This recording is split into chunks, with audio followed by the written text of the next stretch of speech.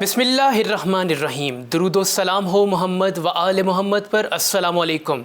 आप देख रहे हैं बेसत न्यूज़ नेटवर्क। मैं हूं काज़िम मुज़फ़्फ़री। नज़र डालते हैं आज की हेडलाइंस पर। बलूचिस्तान के मुख्तलिफ इलाकों में ज़िलज़ले के शदीद झटके, 20 अफराद जाम बहक, 300 से ज़ायद ज़ख्मी। ईरान खित्ते में इसराइली मौजूदगी हरगिज़ बर्दाश्त नहीं करेगा। रूसी सदर ने कहा है कि यूरोप एनर्जी बहरान और गैस की कीमतों में इजाफे का जिम्मेदार खुद है।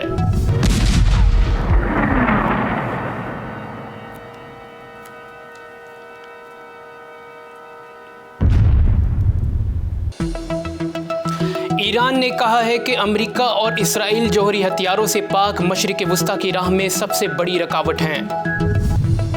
रूस में कोरोना वायरस से एक रोज़ में सबसे ज़्यादा अमवात रिकॉर्ड।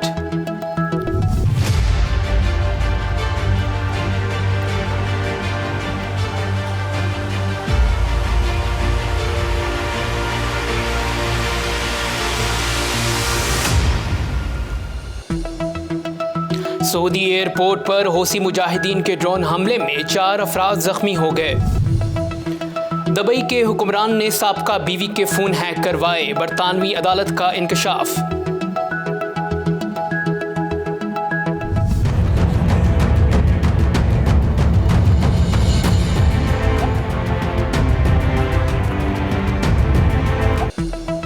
अक़वाम मुत्तहिदा के नुमाइंदों की तालिबान हुकूमत से मुलाकातें।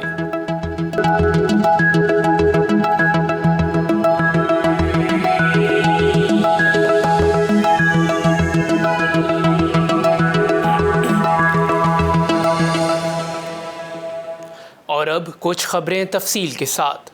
बलूचिस्तान के मुख्तलिफ इलाकों में ज़िलज़ले के शदीद झटके, 20 अफराद जाम बहक, 300 से ज़ायद ज़ख्मी।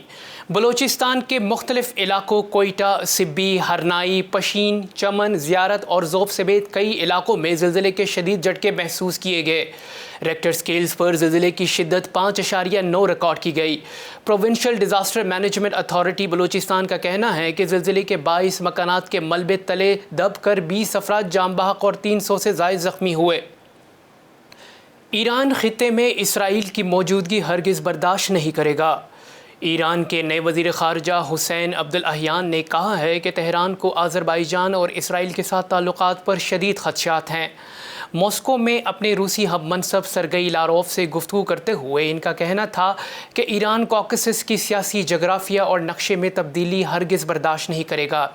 इनका मज़ीद कहना था कि तेहरान खित्ते में दहशतगर्दों और सेहूनी रियासत के आलाकारों की मौजूदगी हरगिज़ बर्दाश्त नहीं करेगा। रूसी सदर ने कहा है कि यूरोप एनर्जी बहरान और गैस की कीमतों में इजाफे का खुद जिम्मेदार है। रूसी टीवी से खिताब करते हुए रूसी सदर व्लादिमीर पुतिन ने यूरोप की जानिब से लगाए गए उन इल्ज़ामात को मुस्तरद कर दिया कि मॉस्को मगरबी ममालिक को गैस की फराहमी में रुकावट पैदा कर रहा है। रूसी सदर का कहना था कि यूरोप में एनर्जी बहरान और गैस की कीमतों में इजाफे की असल वजह यूरोप की ग्रीन एनर्जी पर मुंतकली है। ख्याल रहे कि यूरोप में सर्दियों की आमद से कबल गैस की कीमतों में 25% इजाफा हुआ है। अमेरिका और इसराइल जौहरी हथियारों से पाक मशरिक़ वस्ता की राह में सबसे बड़ी रुकावट हैं।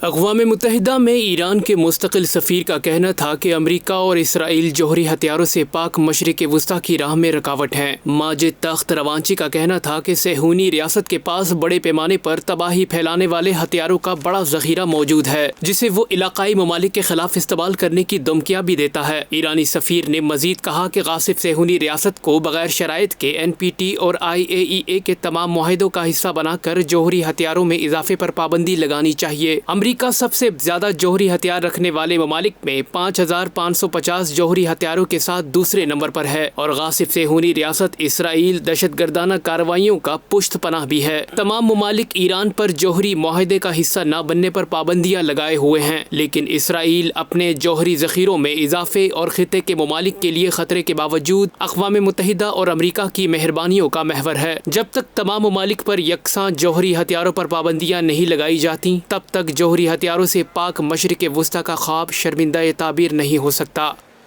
روس میں کرونا وائرس سے ایک روز میں سب سے زیادہ اموات ریکارڈ کی گئیں۔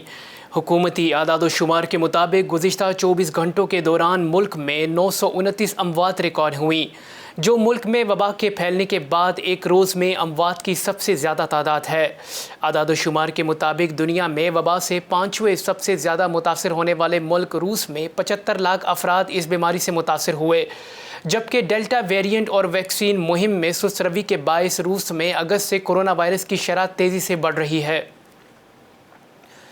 سعودی ایئرپورٹ پر حوثی مجاہدین کے ڈرون حملے میں 4 افراد زخمی ہو گئے۔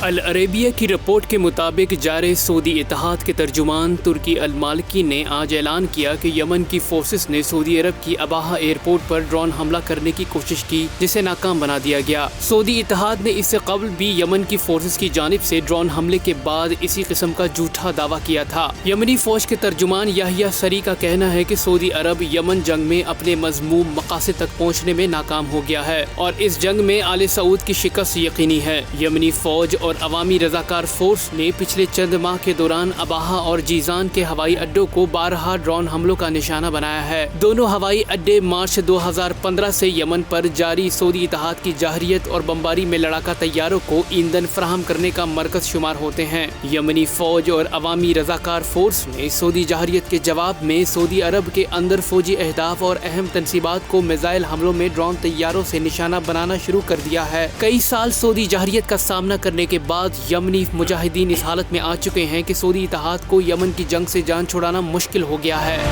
برطانوی عدالت نے کہا ہے کہ دبئی کے حکمرانوں نے سابقہ بیوی کے فون ہیک کروائے۔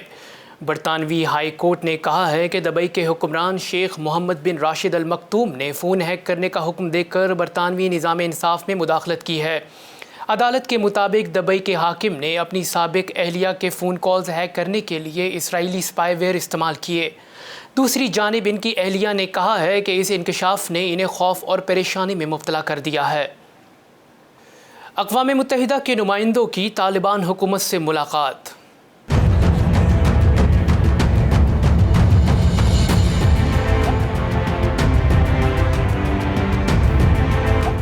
اقوام متحدہ کے ڈپٹی سیکرٹری جنرل اور یونیسیف کے ڈپٹی ایگزیکٹو مینیجر عمر عبدی نے طالبان حکومت کے عہدیداروں سے ملاقات کی۔ اس موقع پر امارات اسلامیہ طالبان حکومت نے صحت کے شعبے میں بین الاقوامی تعاون کا سلسلہ رک جانے پر اظہار تشویش کرتے ہوئے کہا کہ اگر یہ سلسلہ دوبارہ بحال نہ ہوا تو افغانستان کی صورتحال مزید بحرانی ہو جائے گی، جس کے باعث بچے، خواتین اور بیمار سب سے زیادہ نقصان اٹھائیں گے۔ ادھر افغانستان کی عبوری حکومت کے وزیر خارجہ امیر خان متقی نے بھی اقوام متحدہ کے نمائندے کے ساتھ ملاقات کے دوران افغان عوام کی تازہ ترین معاشی صورتحال اور ان کو درکار انسان دوستانہ امداد کے بارے میں تبادلہ خیال کیا۔ یاد رہے کہ بچوں سے متعلق اقوام متحدہ کے ادارے یونیسیف نے حال ہی میں افغان بچوں کی ابتر صورتحال کے بارے میں خبردار کرتے ہوئے کہا ہے کہ اگر ملک کے حالات بہتر نہ ہوئے اور بروقت انسان دوستانہ امداد افغانستان نہ پہنچی تو قریب 10 لاکھ بچوں کی زندگی خطرے میں پڑ جائے گی۔ یونیسیف نے عالمی برادری سے اپیل کی ہے کہ وہ افغانستان کی انسانی امداد کے لیے فوری طور پر میدان میں آئے۔ عالمی ادارے جو فلاح انسانیت کے لیے بنائے گئے ہیں، ان کے لیے ضروری ہے کہ سیاسی مفادات کی بجائے انسانی ضروریات کو مد نظر رکھتے ہوئے یکساں طرز عمل اختیار کریں۔ اب تک کے لیے اتنا ہی۔ مزید خبروں کے لیے دیکھتے رہیے BSS نیوز نیٹ ورک۔ اپنا خیال رکھیے گا۔ اللہ حافظ و ناصر۔